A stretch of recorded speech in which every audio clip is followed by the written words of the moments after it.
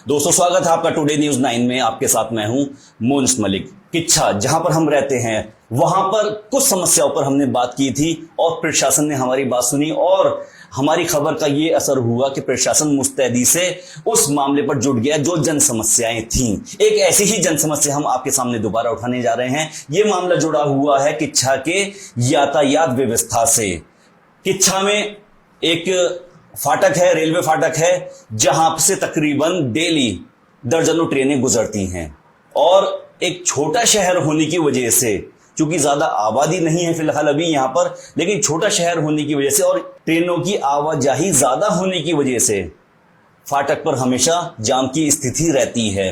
हमने अपने कैमरामैन को वहां भेजा था और कुछ फुटेज आपके लिए हम वहां पर कैप्चर करके लेकर आए थे और हमें ये बात पता चली जिससे हम खुद चौकन्ने हो गए। और ये बात हम आपको बताते हुए चलते हैं कि जब हमने रिकॉर्डिंग करना शुरू की और जब फाटक नीचे जाता है और उसके फाटक के नीचे जाने में, फाटक के गिरने में और फाटक के ऊपर उठने में जो टाइम कंज्यूम हुआ वो लगभग 30 से 40 मिनट का हुआ। एग्जैक्ट टाइम 36 मिनट का था। मतलब 36 मिनट तक अगर कोई फाटक पर अटक जाता है, फंस जाता है, तो उसे 36 मिनट तक जाम में फंसा रहना पड़ता है। कभी कभार ऐसा होता है कि क्रॉसिंग एक से ज्यादा भी हो जाती हैं, तो ऐसे में समय और ज्यादा बढ़ जाता है।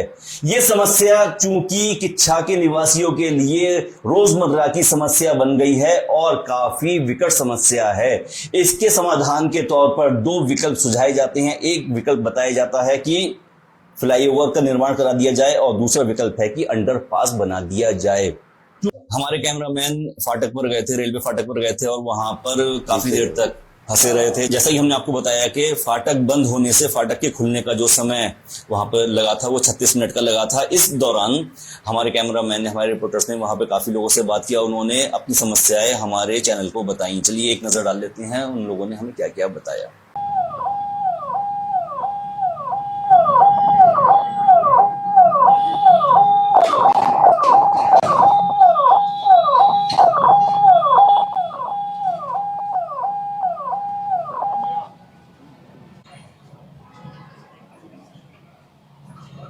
बहुत ज़्यादा परेशानी होती है और दरअसल में जिस दिन बाजार होता है तो उस दिन तो इतनी परेशानी बढ़ जाती है कि मतलब आम आदमी का निकलना दुश्वार हो जाता है। और इतनी परेशानी बढ़ जाती है कि मतलब कि ये रेलवे वाले फाटक भी गिराते हैं तो मतलब जब भी ट्रैफिक ख़त्म नहीं हो पाता है। हाँ, और कुछ मतलब हादसे ऐसे भी हो गए हैं कि मतलब जैसे बंदा कोई बीमार है, तकलीफ में है, तो कितनी मृत्यु मतलब रास्ते में हो गई है, जो बंदा हॉस्पिटल तक नहीं पहुंच पाता है। ये फाटक बंद ये होता है कि जैसे फाटक गिर गया सर, ठीक है, अब जाने में कोई परेशानी हो है, इस वजह से दिक्कत हो जाता है। कोई ये नाती उती लेके हम घूम रहे हैं, घर पे जाएंगे, अब 1 घंटे पहले फाटक गिरा दिया ने, कोई परेशानी हुआ तो क्या करेगा बताओ। देखिए परेशानी क्या, देखो जब ट्रेन आई फाटक तो बंद होगा ही होगा, नंबर की बात ठीक है भाई। फ्लाई ओवर बन नहीं सकता यहाँ पे कि उसके लिए जगह नहीं है। अंडरपास बन सकता है बाल के पीछे से इधर से ये बस, और बाकी तो चारा है नहीं और कोई। बाकी मेन दिक्कत ये है जैसे ये ट्रैफिक है सारा, ये अगर लोग अपनी साइड में खड़े हो जाए ना साइड में और इधर साइड में नहीं आए तो रास्ता जाम बिल्कुल ना हो। रास्ता जाम करने के किसी हद तक मतलब हम खुद हैं, खुद है। ये इनकी साइड कौन सी है, इनकी साइड कौन, ये इनकी साइड है, इनकी साइड वो साइड है, पूरी रोड घेर दी। सामने वाला कैसे आएगा, सामने वाला रास्ता ब्लॉक हो नहीं होगा, ये इधर जाएंगे वो उधर आएंगे, रास्ता जाम। अभी जस्ट तो अभी आया हूँ, लेकिन आए दिन बहुत परेशानी है यहाँ पर और बहुत ज़्यादा समस्या है। और दूसरी चीज़ ये है कि जितने भी लोग हैं ट्रैफिक के हिसाब से कुछ तो रोड पे ही इतनी, पूरा शहर जितना भी है समझ लो पूरा रोड पे ही खड़ा है। मोटरसाइकिलें, दुकानों वालों ने जितना सामान लगा रखा सब रोड पे ही लगा हुआ है। ना कुछ नहीं है, बिल्कुल कोई समाधान नहीं है। कोई नेता, कोई विधायक, कोई कुछ नहीं, कितना खाली मुहैया। बिल्कुल होना चाहिए, क्यों नहीं होना चाहिए, बिल्कुल होना चाहिए। ऐसा थोड़ी कि फ्लाईओवर नहीं होना चाहिए, होना चाहिए और 100% होना चाहिए। पब्लिक कम से कम हो, सारा दिन 2 बाजार यहाँ लगते हैं और इतनी समस्या है कि आप यहाँ आकर के देखो, आए के दिन बाजार के दिन आप यहाँ पर आकर के आम लोगों से जनसंपर्क करो तो आपको पता लगेगा कि क्या क्या समस्याएं हैं। ठीक है नहीं, प्रशासन इसके लिए बिल्कुल अलर्ट हो तब है इस चीज़ को रोका जा सकता है, वरना आम पब्लिक तो रोज परेशान हो ही रही है। यहाँ पे बहुत ज़्यादा ट्रैफिक लग जाता है, ये भी आजकल देखा जा रहा है बहुत, खासकर बाजार वाले टाइम में ऐसा होता है। परेशानी यही क्रॉसिंग की बस दिक्कत होती है, बस क्रॉसिंग की दिक्कत होती है। बस ये जाम लग जाते हैं यहाँ पे, देखो बहुत लंबा जाम लग जाता है। बाजार के दिन तो लग गया था जाम, अच्छा, बाजार के दिन ज्यादा लगता है। ज्यादा लगता है बाजार के दिन। निकलने के भी पैदल वालों को भी दिक्कत हो जाती है निकलने वालों को भी निकलने में परेशानी हो गया, ये बाजार वाले दिन कुछ ज्यादा जाम लगता है यहाँ पे। अच्छा, वैसे ही 15 मिनट से यहाँ खड़े हैं। दिक्कत तो ये जाम लग जाता है, जाम लग जाता है, जाम से ज्यादा दिक्कत है। जाम से ज्यादा दिक्कत। अच्छा अच्छा, परेशानी यही है कि जाम लग जाता है तो मतलब परेशानी तो उठानी पड़ती है, ये जाम लगेगा तो।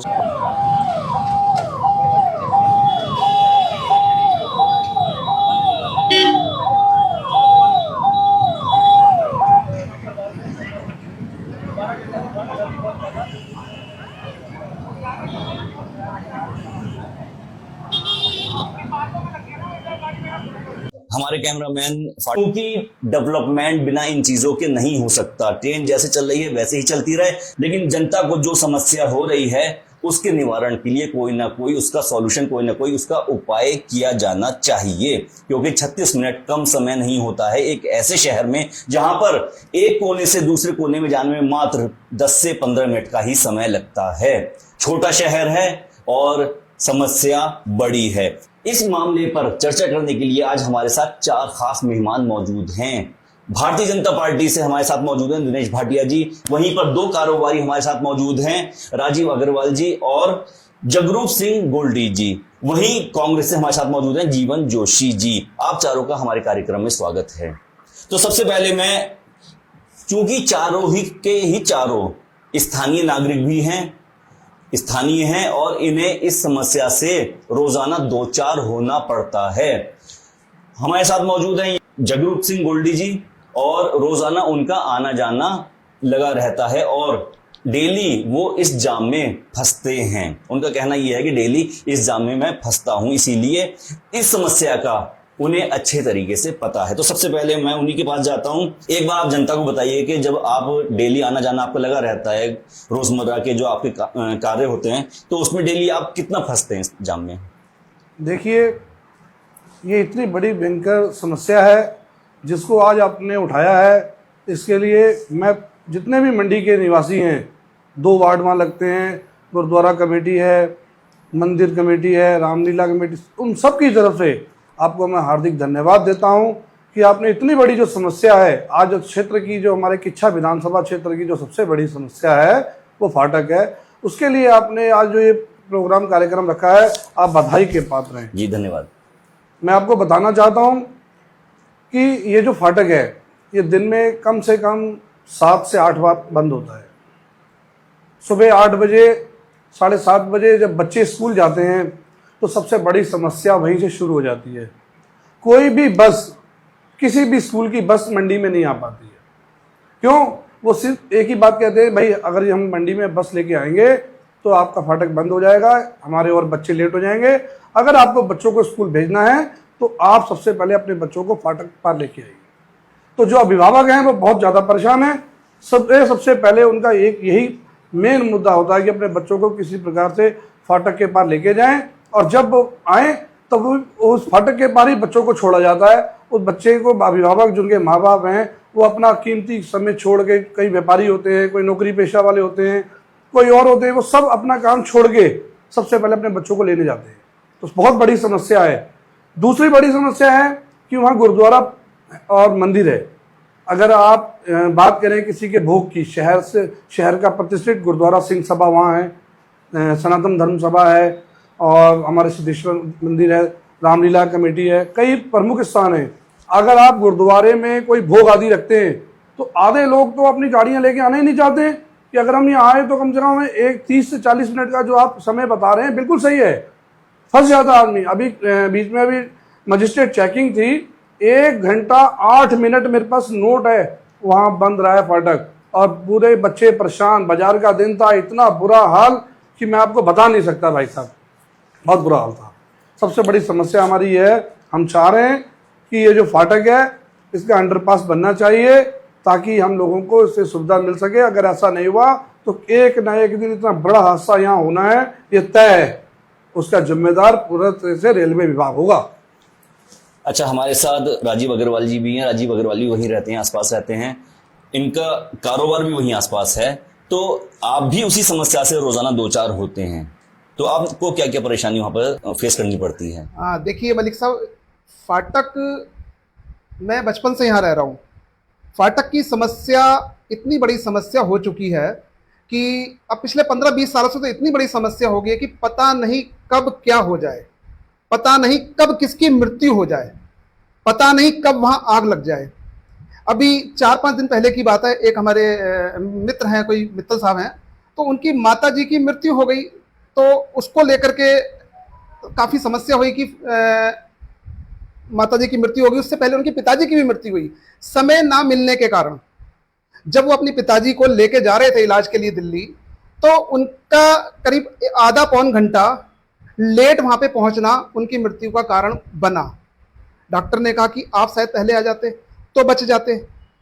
और अगर मैं बात करूं कि इससे पहले भी बहुत सारी मृत्यु सिर्फ फाटक ना खुलने के कारण या देर से खुलने के कारण हुई हैं।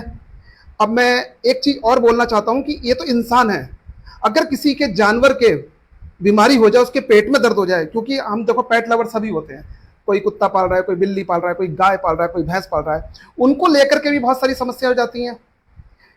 अभी मैं 4-5 दिन पहले गया था रेलवे फाटक पार करके, मित्र जो मेरे मित्तल साहब हैं, उनकी माताजी की डेथ पे। जब मैं वापस आने लगा तो मुझे पौन घंटा वहाँ पे खड़ा होना पड़ा। मेरे घर से लगातार फ़ोन आ रहे थे कि आप जल्दी आइए, आपके बेटे के पेट में दर्द है। मैं वहाँ पे बैठा हुआ सिर्फ आंसू बहाने के अलावा या विचलित होने के अलावा कुछ नहीं कर सका, क्योंकि मैं अपनी बाइक छोड़ करके वहाँ से पैदल तक भी नहीं आ पा रहा था फाटक क्रॉस करके। मेरे दिल से पूछिएगा कि मेरे दिल पे क्या बीती होगी उस समय जब मेरा बच्चा, 10 साल का बच्चा मेरा बीमार है और मैं वहां से आ नहीं पा रहा हूं। तो वहां पे जो रहने वाले लोग हैं, जो स्थानीय लोग हैं, जो फाटक के पार रहते हैं और सालों से रह रहे हैं, मेरे ख्याल से 85 साल से, अगर मेरी उम्र 45 साल है तो इतने सालों से तो मैं देख ही रहा हूं कि इतनी बड़ी समस्या से जूझ रहे हैं वो लोग। कैसे जूझते होंगे? क्योंकि जब मेरे को 45 मिनट में मेरे को तारे दिख गए कि मेरा बेटा बीमार है और मैं इतना विचलित हो गया, तो उनके दिलों से पूछिएगा कि वो कैसे उस समस्या से जूझते होंगे। कैसे, अगर हम बात करें कि वहां पे कोई ईश्वर ना करे कि आग लग जाए किसी के घर में, भगवान ना करे, ईश्वर ना करे कि आग लग जाए, तो क्या वहां पे फायर ब्रिगेड पहुंच सकती है टाइम से? क्या उन लोगों को बचा सकती है? क्या उसके प्रतिष्ठान को, मकान को, घर को या किसी की जान को बचा सकती है? नहीं बचा सकती है। क्यों? क्योंकि वह फाटक है। फाटक है होना चाहिए, क्योंकि ट्रेन है। आपने कहा कि विकास अगर होगा तो ट्रेनें भी होंगी, होना चाहिए फाटक, लेकिन फाटक का एक टाइम होना चाहिए ना। मेरा व्यक्तिगत मानना है कि फाटक 5 से 7 मिनट में हट जाना चाहिए, खुल जाना चाहिए। और आपने भी कहा कि 35-40 मिनट करीब लग जा रहा है फाटक को। 5-7 मिनट में अगर फाटक उठता है तो वहाँ के लोगों की शायद समस्या कुछ हल हो सकती है, लेकिन ऐसा संभव नहीं है, क्योंकि वहाँ पे 2 हाट बाजार भी लगती हैं।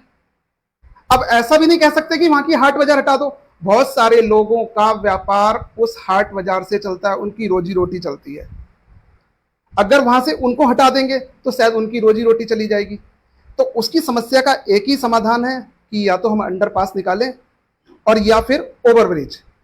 ये शासन और प्रशासन को मिलकर के बैठ के देखना है कि वो किस तरीके से इस समस्या का समाधान करते हैं, ओवरब्रिज निकाल के या अंडरपास निकाल के। लेकिन इस समस्या का समाधान शीघ्र, अतिशीघ्र करना पड़ेगा, अन्यथा कोई भी बड़ी दुर्घटना, जैसा मैंने कहा कि आग लग सकती है, वहां पे एक नदी है, उसमें बाढ़ आ सकती है।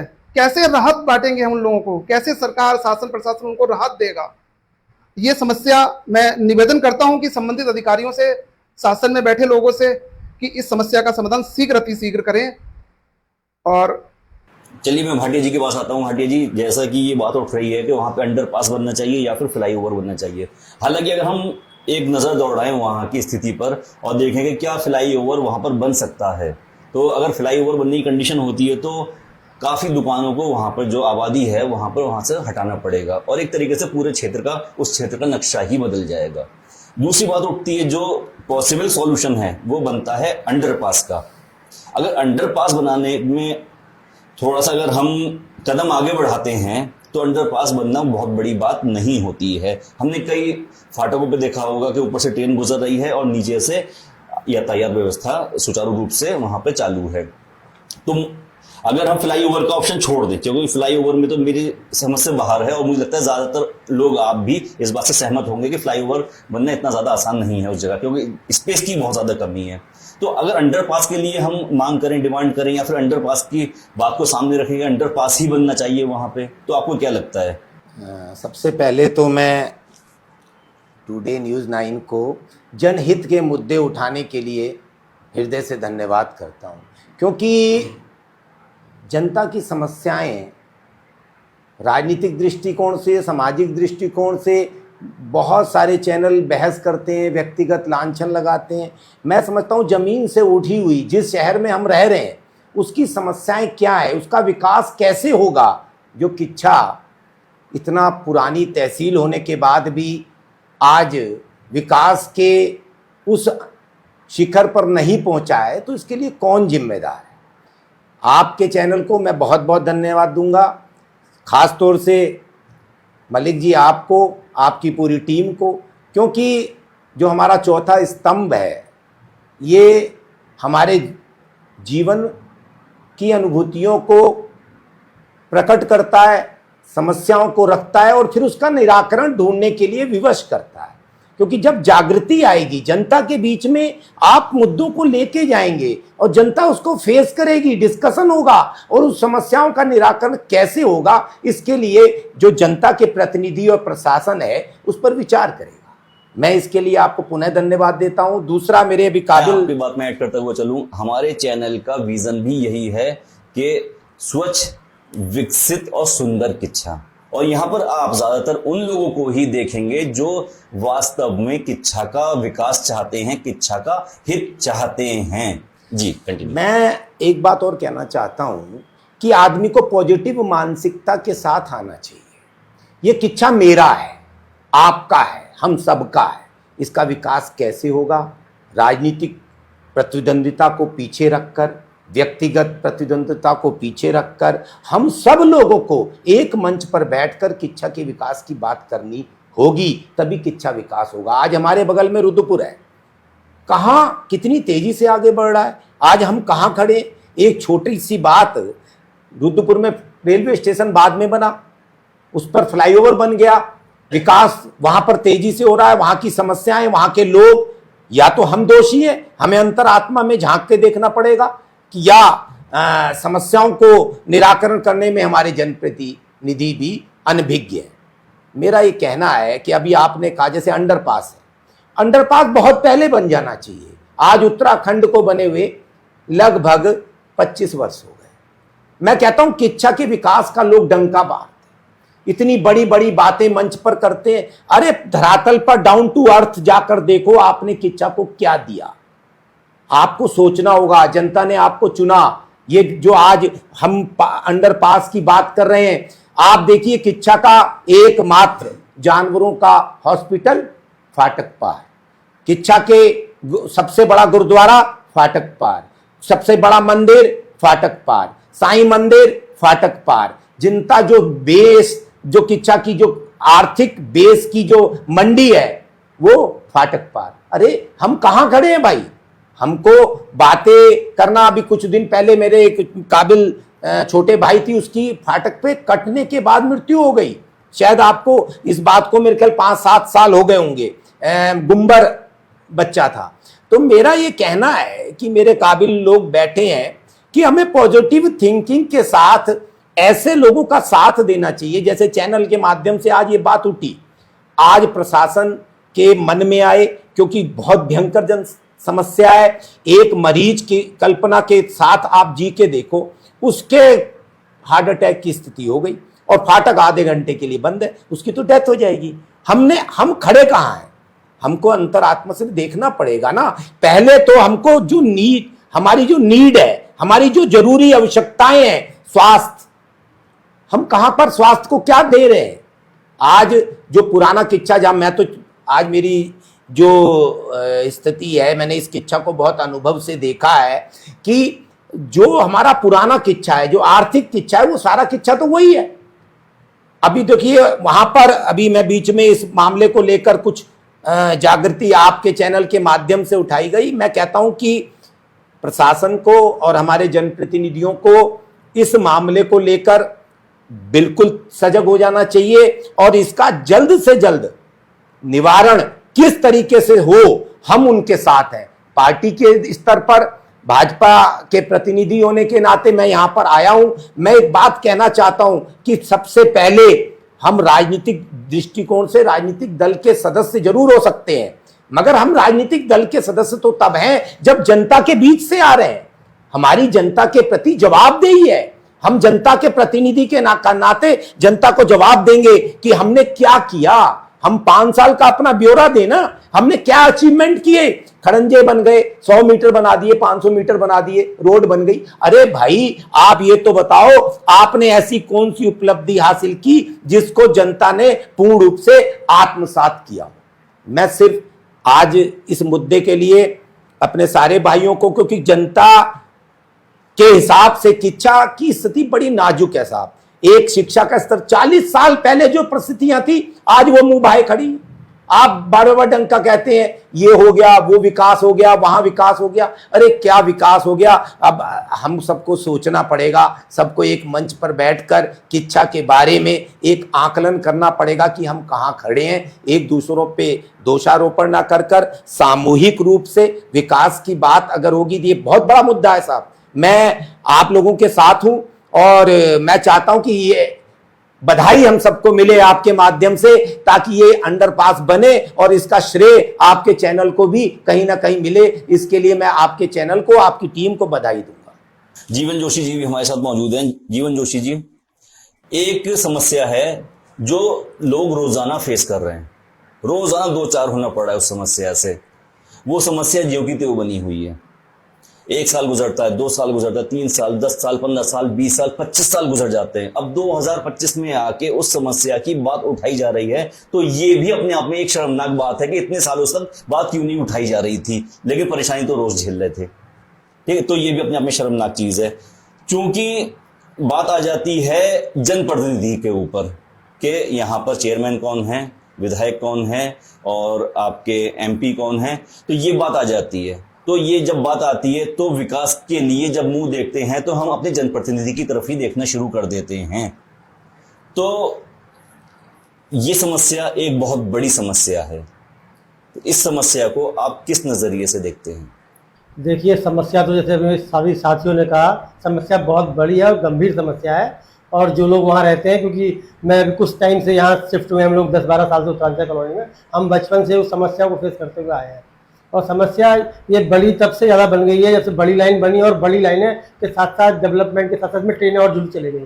पहले कम ट्रेनें चलती थी, लोग निकल जाते थे, ज़्यादा इतना आभास नहीं होता था कि क्या है। बड़े बड़े प्लेटफॉर्म बन गए, लोग पैदल निकल नहीं सकते। पहले लोग लापरवाही तो उस टाइम भी करते थे, लेकिन ट्रेनों की संख्या कम थी तो चीज़ इतनी बड़ी नहीं लगती थी। लेकिन समय के साथ साथ जैसे, और ये चीज़ समय के साथ साथ जब ट्रेनें बढ़ रही हैं और जितना और समय बढ़ रहा है और ट्रेन और बढ़ेंगी, जो ये मांग आज उठ रही है लोगों के मन में तो बहुत टाइम से थी। ये सवाल तो जनता के बीच में था, लेकिन चलो अब देर से ही उठा। एक सवाल तो, एक क्वेश्चन तो सामने आया, अब उस पर जनप्रतिनिधि भी एक्टिव हुए। अब हम पुरानी बातों में जाए कि पहले क्या किया, अभी तो आत्ममंथन पुराने जनप्रतिनिधियों कर रहा होगा कि आज तक हमें इस पर विचार करना चाहिए था। डेवलपमेंट के बड़े बड़े ढोल पीटे गए, तो आज कोई चीज उठ रही है। मेरा मानना यह है, इसको राजनीतिक रूप से न लेते हुए, क्योंकि ये इतना आसान काम नहीं है। सेंट्रल गवर्नमेंट से अंडरपास लेना असंभव तो नहीं है, लेकिन इतना आसान नहीं है। इसमें राजनीति न होते हुए, चाहे हमारे वर्तमान के प्रतिनिधि बेहड़ जी ने एक पत्र DM साहब के माध्यम से लिखा है, और भी जो सरकार के लोग हैं, हमारी पार्टी के लोग हैं। जब सेंट्रल गवर्नमेंट से एम्स आ सकता है, सेंट्रल प्रोजेक्ट आ सकता है, तो सेंट्रल गवर्नमेंट से क्या एक अंडरपास नहीं आ सकता? मैंने ये तो नहीं कहा नहीं आ सकता, मैं कह रहा हूँ कि हमारे यहाँ कुछ राजनीति इस तरह की है ना, शहर के अंदर आप भी देख रहे होंगे। अगर कोई काम होने वाला होता है ना, तो एक पक्ष उसको कराने का लगता है, दूसरा पक्ष उसको रोकने का लग जाता है कि इसको फायदा ना हो जाए, इसका श्रेय ना मिल जाए, उसको ऐसा ना हो जाए। तो मेरा कहने का मतलब है, राजनीति में न पड़ते हुए इस काम में दोनों ही पार्टियां यहाँ पे मुख्यतः कांग्रेस और बीजेपी है, दोनों के प्रतिनिधियों के एक दूसरे का सहयोग करके और एक वास्तविक समस्या उसका निदान होना चाहिए। मेरा मानना यह है, इसमें कोई राजनीतिक बात ना करते हुए मैं इतना ही कहूंगा कि अगर सब लोग मिलकर लगेंगे, और मैं आपको एक बताना चाह रहा हूं आपके चैनल के माध्यम से, हम जल्दी इस पे हस्ताक्षर अभियान चालू करेंगे, जिससे और उसको हम इसलिए कि ये ना हो कि एक राजनीतिक विषय है, किसी नेता का विषय है या इससे किसी और नेता को फायदा होगा। ये एक आम पब्लिक है, आम जनता की समस्या है और उसका समाधान होना चाहिए। एक मैसेज हम चाहते हैं सरकार के पास भी जाए और सेंट्रल गवर्नमेंट के पास भी जाए। अब देखिए विपक्ष के विधायक हम अपनी बात कह सकते हैं, लेकिन सत्ता होती है। अगर सत्ता से थोड़ा समर्थन और मिल जाएगा तो एक मांग वाजिब हो जाएगी और मैं समझता हूँ ये काम जो 2-4 साल में होने वाला है, 2-4-6 महीने में, साल भर में हो सकता है। अच्छा, बात हुई समस्या की। जब समस्या होती है तो समस्या का कोई ना कोई निवारण भी होता है, कोई ना कोई उसका सॉल्यूशन भी होता है। सॉल्यूशन में जैसे बताया कि फ्लाईओवर और अंडरपास, क्योंकि फ्लाईओवर तो वहां पॉसिबल नहीं हो पाएगा, हालांकि वो प्रशासन के ऊपर है कि वो कैसा डिसीजन लेना चाहे, लेकिन अंडरपास की बात ज्यादा सामने आ रही है। लेकिन भाटिया जी, एक चीज ये भी है कि अगर वहां पर अंडरपास बन जाता है तो जो लोग वो पुल भट्टे से आ रहे हैं तो उन्हें तो किच्छा भी तो शॉर्ट पड़ जाएगा, काफी फायदा नहीं होगा अंडरपास बनने से। एक बात मैं बताऊं आपको, अभी आप अंडरपास की भी घोषणा अभी बीच में सुगबुगाहट हुई। मैं जनता के बीच में रहता हूं, मेरे काबिल तीनों छोटे भाई बैठे हैं, लोगों को उससे भी दर्द है। कुछ लोगों की दुकानें उससे प्रभावित होंगी। देखिए अंडरपास के लिए भी स्लोप चाहिए, आगे से उसको स्लोप में लेना पड़ेगा, उसके लिए जगह चाहिए। मगर भाई बड़ी उपलब्धि के लिए छोटे मुद्दों को दरकिनार किया जाता है, तभी विकास होता है। हम लोगों की हर बात को, हर आदमी को खुश करना चाहेंगे तो वो हर आदमी खुश नहीं होगा। हमें विकास देखना है कि किच्छा का विकास कैसे होगा। जैसे आप एक मुद्दा देखिए, आपने देखा होगा आए दिन चौराहे पे एक्सीडेंट हो रहे थे, उन्होंने उस चौराहे को बंद कर दिया। मैं अपना व्यक्तिगत मेरा अनुभव है कि वो भी ठीक नहीं। क्योंकि हमको उसके ऊपर फ्लाईओवर बनाना चाहिए। वहां के जो बड़े उद्योगपति हैं, भले ही मेरे करीबी हों, इससे कोई फर्क नहीं पड़ता, वहां पर ऊपर फ्लाईओवर बनना चाहिए जो फ्लाईओवर सिरोली से उठे और सीधा आदित्य चौक पर जाकर समाप्त हो। और जब वो फ्लाईओवर बन जाएगा तो कितनी बड़ी समस्या खत्म होगी। और उसमें क्या होगा, दिक्कत क्या है कि आर्थिक दुकानें राजनीति करने लगते हैं व्यक्तिगत। मेरा ये कहना है, इसी अंडरपास को लेकर कह रहा हूं, जैसे आपने कहा समाधान, देखिए ये रेलवे का मुद्दा है। हम लोगों को आरएम के पास आइजत नगर के अंडर में ये आता है। हम सब लोगों को, जनप्रतिनिधि को डीएम से दिखाकर एक पत्र के लिए हमको लगना पड़ेगा, क्योंकि हमने फाइल दी, ज्ञापन दिया, उसके बाद हम भूल गए तो बड़ी दिक्कत है। बच्चा रोएगा तभी माँ दूध पिलाएगी। मेरा मानना यह है, क्योंकि हमारी समस्या है, हमारा एक नैतिक जिम्मेदारी बनती है कि हम जनप्रतिनिधियों के साथ जाएं, आरएम से बात करें, सर्वे हो। और रेलवे विभाग इस समय इतने काम कर रहा है भाई साहब, सिर्फ हमें उचित मंच पर जाकर अपनी बात कहनी है। अपनी बात कहनी है उचित मंच पर जाकर। जगरूप सिंह जी कुछ कहना चाह रहे हैं। जी जगरूप सिंह।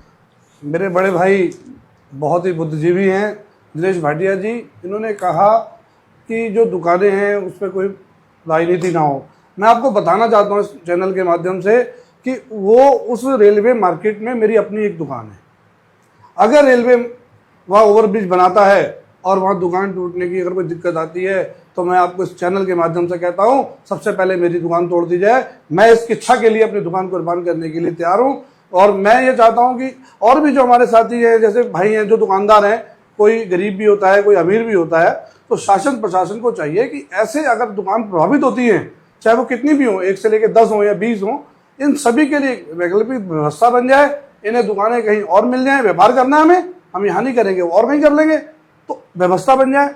व्यवस्था बननी चाहिए। सरकार हमारी है, हमारे विधायक जी तिलक राज भेड़ जी ने मुद्दा उठाया है, बहुत अच्छी बात है, स्वागत योग्य है। मैं इस चैनल के माध्यम से कहना चाहता हूं कि कांग्रेस के विधायक हैं, भारतीय जनता पार्टी के सांसद हैं, दोनों एक मंच पे आए, मिसाल बनेगी दोनों के लिए। दोनों एक मंच पे आए, दोनों एक इच्छा के लिए लड़े और इस अंडरपास के लिए लड़े। हम दोनों का ही तारीफ होगी, दोनों नेताओं की तारीफ होगी। अच्छा काम है, करें जी, अच्छा काम है, करें। तो जीवन जोशी जी, जटिलताएं कहाँ आ जाती हैं? क्यों आखिर विकास के लिए दोनों पार्टी एक मंच पर नहीं आ पाती? देखो, जटिलताएं की तो बात ही नहीं है। ये 15-20 साल बाद पहली बार मुद्दा उठाया और एक जनप्रतिनिधि के रूप में माननीय तिलक राज भेड़ जी ने, ये 5 बार के विधायक हैं, उन्होंने इस मुद्दे को उठाया है और मैं समझता हूँ एक सही मुद्दा, वाजिब मुद्दा उठाया है और उन्हें राजनीतिक रूप से और जो पूर्व में मंत्री भी रहे उनको सारी चीज़ों की उनके संज्ञान में है। कोई चीज़ कहाँ से पास होती है वो प्रॉपर पाइपलाइन में लेते हुए इस काम को लेके चल रहे हैं।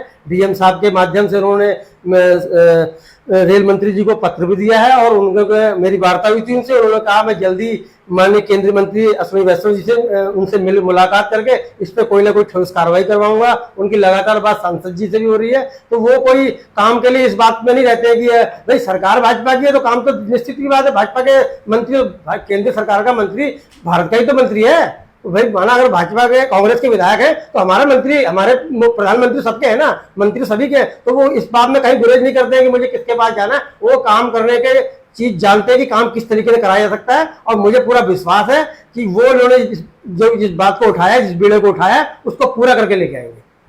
जी, उसको पूरा करें। अगर ये पूरा हो जाता है तो जनता के लिए काफी बड़ी सहूलत इसके लिए हो जाएगी।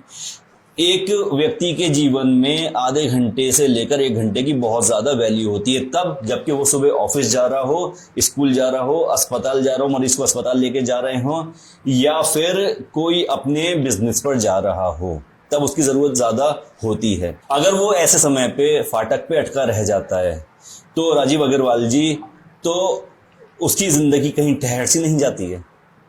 बिल्कुल मलिक साहब, जैसा कि मैंने अभी बोला था कि कुछ क्षण, कुछ समय ऐसा होता है कि आदमी जब वहां फंसता है, फाटक हो या किसी की बाइक या कार पंचर हो जाए, लेकिन फिलहाल हम बात करते हैं फाटक की। और मैंने बोला था कि मेरे बेटे के पेट में दर्द था और मैं चाह करके भी कुछ नहीं कर पाया, वहां मैं पैदल तक वहां से निकल नहीं पाया। अगर मैं बात करूं कि मेरे बस आंसू आने उस दिन भी रह गए थे और आज भी रह जाएंगे आंसू, तो ये कोई बहुत बड़ी बात नहीं होगी, क्योंकि मैंने अपने बेटे का दर्द देखा था। आकर के जब मैंने देखा वो तड़प रहा था, मैं उसको आकर के बड़ी मुश्किल से डॉक्टर को दिखा के लाया। तो ये समस्या जब मेरे लिए आधे घंटे के लिए इतनी बड़ी समस्या हो गई थी, तो वहां पे जो जीवन काट दिया जिन लोगों ने, मेरे कुछ जगरूप सिंह गोल्डी जी वहां पे जन्म से रहते हैं, या बहुत सारे ऐसे लोग वहां पे रहते हैं, उनका दर्द देख करके ऐसा लगता है कि पता नहीं किस घोर अंधेरे कुएं में वो लोग रह रहे हैं, जो कि दूसरी दुनिया से कब जुड़ जाएंगे, कब उनके घर में कोई प्रॉब्लम आ जाएगी। इस समस्या को लेकर के मैं माननीय विधायक जी से भी मिला था, माननीय तिलकराज भेड़ जी से मिला था, तो उन्होंने मेरे से कहा था कि मैंने ये आप आज लेके आए हो समस्या, मैंने कुछ समय पहले इस समस्या के लिए आवेदन कर रखा है रेलवे विभाग में और अपना केंद्र सरकार के पास। तो मैं उनसे फिर निवेदन करता हूं इस मंच के माध्यम से, उनसे क्या मैं हमारे विधायक जी हैं, हमारे सांसद जी हैं, या हमारी केंद्र सरकार है, भाजपा की केंद्र सरकार है, तो इन सब से निवेदन करूंगा कि कांग्रेस भाजपा या राजनीति छोड़ करके कम से कम किच्छा को हमें अगर अंडर पास दे सकते हो तो दे दो। सिर्फ एक अंडर पास मांग रहे हैं हम। क्यों मांग रहे हैं? क्योंकि जाने कितने लोगों की जाने हम उस अंडरपास के कारण बचा पाएंगे। सिर्फ एक अंडरपास। निवेदन कर रहा हूं मैं आपसे, संबंधित अधिकारियों से, सरकार से, विधायक से, सांसद से, जो भी लोग इसमें हैं, कृपया एक अंडरपास दे दें हमें और हमारे जीवन को शांतिपूर्ण जीने दें। बस एक अंडरपास। चलिए भाटी जी कुछ कहना है? मेरा सिर्फ इतना कहना है कि सरकार भारतीय जनता पार्टी की इस मामले में बहुत संजीत है। आपने देखा होगा, आप शायद यहाँ से बरेली जाएंगे तो कितने अंडरपास जादवपुर में बना है और उससे पहले बना हुआ है, आटा मांडा के पास बना है। तो अगर हम सरकार के उचित मंच पर अपनी बात रखें, और अभी अब मेरे को मेरे छोटे भाई जीवन जोशी जी कह रहे थे कि तिलक जी अनुभवी हैं, ऐसा नहीं है, और उनके पास काबिलियत की कोई कमी नहीं है, और विपक्ष के विधायक जरूर हैं, मगर मैं एक बात कहता हूं कि हमारी पार्टी अच्छी योजनाएं कोई भी लाए और जो जनता के हित में है उसके लिए संजीदगी से विचार करती है, उस पर काम करती है। बस जरूरत इस बात की है कि हमारे अंदर कितनी आग है हम उस समस्या से जूझने के लिए, उस समस्या का हल ढूंढने के लिए।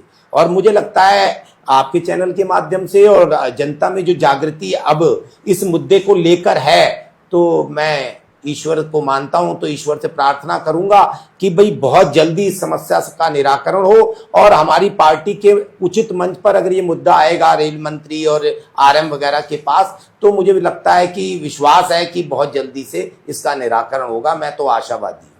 आशावादी होना ही अच्छी बात होती है, और हमारी भी ये आशा है कि किच्छा के लोगों को सहूलत मिले और वहां पर जल्द से जल्द एक अंडरपास का निर्माण हो, जिससे कि आवाजाही वहां पे टाइम बचाते हुए जल्द से जल्द हो सके, क्योंकि लोगों का जाम में फंसे रहना, वो भी गर्मी के और बरसात के मौसम में काफी ज्यादा मुश्किल हो जाता है। सभी मेहमान को धन्यवाद अदा करते हुए इस कार्यक्रम को यहीं समाप्त करते हैं। हमसे जुड़े रहें और देखते रहें टुडे न्यूज़ 9। दोस्तों